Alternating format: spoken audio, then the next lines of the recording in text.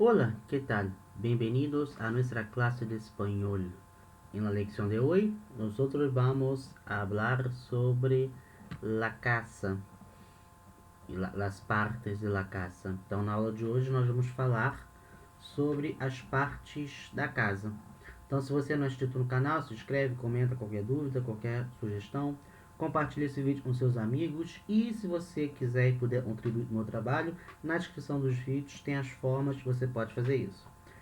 Então, hoje é meio que uma revisão. A gente já teve uma aula onde a gente falou, né, sobre as partes da casa. Então, a gente vai fazer uma revisão de algumas coisas, mas tem algumas palavras novas, né, vocabulário novo, mais palavras sobre esse assunto. Então, la vivienda, casas e apartamentos. Então, vivienda, uma palavra no geral para casa, né, para habitação. Pode ser casa, pode ser apartamento. Então, uma palavra assim em geral, vivienda, tá? Casas e apartamentos. Então, aqui nós temos aqui o desenho de uma casa com as suas partes aqui, né? Então, vamos lá. Vamos começar lá de cima. Então, nós temos aqui, ó, la ventana. La ventana. Ventana é a janela. Janela. La ventana. Ok? Palavra um pouquinho diferente do português. El balcón.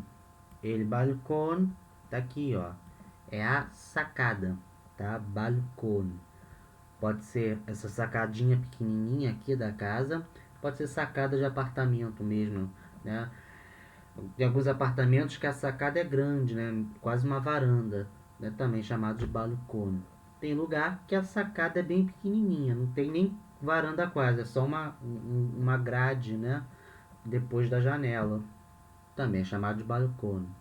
El tejado, tejado, né? Não precisa nem falar, né? Telhado, né? O telhado. La buhardia, palavra importante, quer dizer sótão, tá? Sótão é a parte de cima da casa. Casas muito antigas normalmente tem. Você tem entre o telhado, né, e o teto da casa, você tem um espaço. Nesse espaço você pode fazer um cômodo ali. Esse cômodo chamado de sótão. Tem gente que usa um quarto, né? Faz mais um quarto. Tem gente que usa como um depósito de tralha, de coisa velha. Em espanhol, la buhardia. Por que eu estou falando que é importante essa palavra? Daqui a pouco a gente vai ver por quê, tá? Então, buhardia, sótão. La piscina, que eu já estou do lado de fora da casa, né? La piscina, piscina mesmo. Escreve igual, fala igual, não tem muito mistério, né? La piscina. El techo, teto, tá? O teto. A diferença de teto para telhado é que o telhado é a parte mais externa da casa e normalmente a gente tem um rebaixamento, tá? Não é toda casa que tem. Tem casa que é direto no telhado, mas tem casa que faz um rebaixamento. Pode ser de laje, pode ser rebaixamento de PVC, de gesso, né? São rebaixamentos bem comuns. Esse rebaixamento a gente chama de teto, né? Em espanhol, techo, el techo. El muro, la pared, tá? Palavras bem parecidas com o português, né? Muro, né? Muro, parede, né? Parede. El muro, la pared. El suelo, chão, tá? Em espanhol vai ser suelo, só lembrar de solo, né? E então em espanhol vai usar a mesma palavra para solo e para chão, suelo. La verja, é o portão, tá? É a porta mais externa, né? Que dá pra rua. Portão, la verja. E tem la puerta, né? Quando é a porta interna da casa, né? Que é essa aqui vermelhinha, la puerta. Que é mais parecido, né? Com português. La escalera, né? Tem casa que tem casa que não tem escada, escaleira. El sótano, la bodega.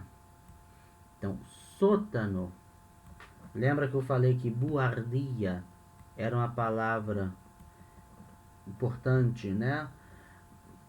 Por que ela é importante? Porque a gente também tem em espanhol a palavra sótano, que não quer dizer sótão, tá? Sótano é porão, é justamente o contrário. Então isso pode causar uma confusão danada, porque sótano não é sótão, é porão, é a parte de baixo, enquanto sótão é a parte de cima da casa, né, ali entre o teto e o telhado, porão é a parte de baixo, subterrânea. E em espanhol vai ser chamado de sótano. Então, ele sótano, porão. La bodega. Bodega pode ser dispensa, pode ter sentido de dispensa, também pode ter sentido de adega. Adega é o lugar onde você armazena vinho. Isso é muito comum em casas de Espanha, Portugal principalmente. Minha avó, por parte de pai, é portuguesa. E ela fala que a casa dela, onde ela passou a infância dela, tinha uma adega embaixo da casa, cheia de tonéis, barris de vinho. Então a produção, tinha muita produção artesanal de vinho na época dela. Então as casas costumavam ter adega. Na Espanha vai chamar bodega, tá? Lugar para armazenar vinho. Também pode ter sentido de dispensa, né? Um sentido mais geral. E aqui, se eu pegar aqui a La Puerta e der um zoom, ali onde eu tenho onde eu coloco a chave, a fechadura, né? Eu tenho la llave, chave, la llave, e la cerradura. La cerradura é fechadura. Repara que a lógica de formação dessa palavra é igual ao do português. Então, em português, nós temos o verbo fechar, e aí nós formamos a palavra fechadura. Em espanhol, fechar é cerrar. Lembra? Cerrar. E aí nós temos a palavra cerradura.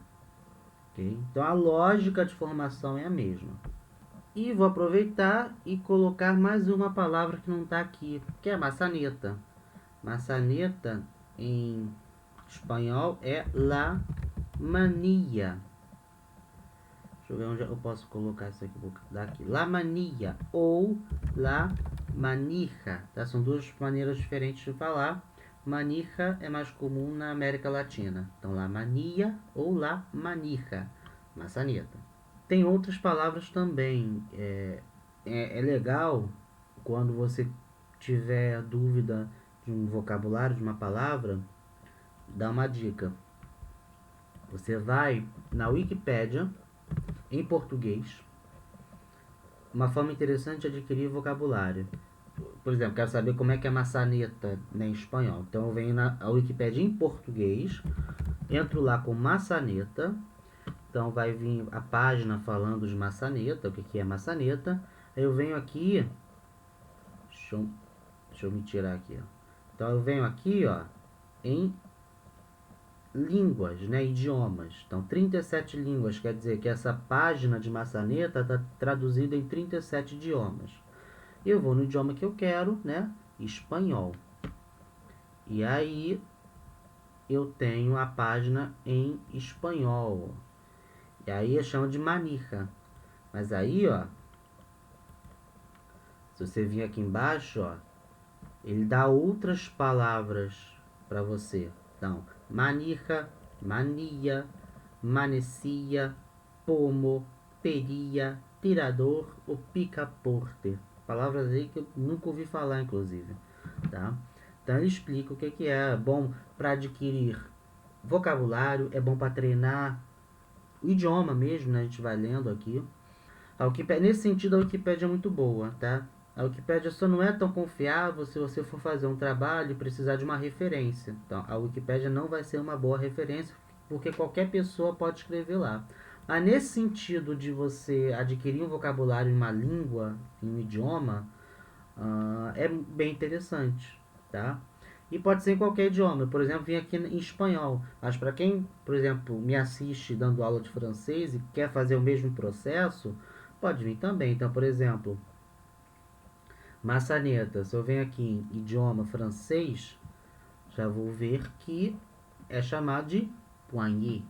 Então, poignée ou clenche são duas palavras para maçaneta em francês. Aí para qualquer língua também. Ok? Então, mania, manija, maçaneta. Seguindo, el garaje. El garaje, garagem, tá? Não tem mistério. O único cuidado é que a palavra em espanhol é masculina. El garaje. El jardín. El jardín. Essa palavra é difícil de falar, né? Esse J e esse R é bem difícil. Jardim. Jardim, né? Só lembrar que ela termina com N, por exemplo, é um pouquinho diferente, e tem acento, tá? No I. Jardim. E a pronúncia é um pouquinho diferente, a pronúncia em espanhol. E aqui falando um pouco de andar, né? De piso. Então, a planta baixa seria o primeiro piso, né? O térreo. Melhor falando, seria o térreo, la planta baixa. Você pode chamar de planta, tem sentido de andar, né? De piso. Ou você também pode chamar de piso, el primer piso, né? O primeiro piso, o primeiro andar. La planta primeira também pode chamar de planta. Então, o primeiro piso. Então, posso chamar de planta ou piso, né? É andar, piso. La chimenea. Chimenea, chaminé. Um pouquinho diferente, mas dá para entender, né? La chimenea. Chaminé. Ok? Então, essas são esse é o vocabulário da casa. Para o vídeo de hoje, eu vou ficando por aqui, porque o vídeo já ficou bastante longo. E na próxima aula, a gente vai continuar falando sobre esse vocabulário. Nós vamos ver... Deixa eu diminuir de novo aqui. Nós vamos ver mais palavras, agora falando de apartamento. Nós vamos ver um texto também, onde a gente vai falar mais sobre esse assunto, né? E vamos fazer os exercícios que tem depois, tudo na próxima aula, tá? Por hoje já está bom. Então, eu vou ficando por aqui. Muito obrigado por assistir até aqui. Não se esquece de se inscrever no canal, deixar o like, comentar qualquer dúvida, qualquer sugestão. Compartilhar esse vídeo com seus amigos, com seus inimigos também. E se você puder e quiser contribuir com o meu trabalho, na descrição dos vídeos tem as formas que você pode fazer isso. Então, eu vou ficando por aqui. Até a próxima aula. Hasta luego.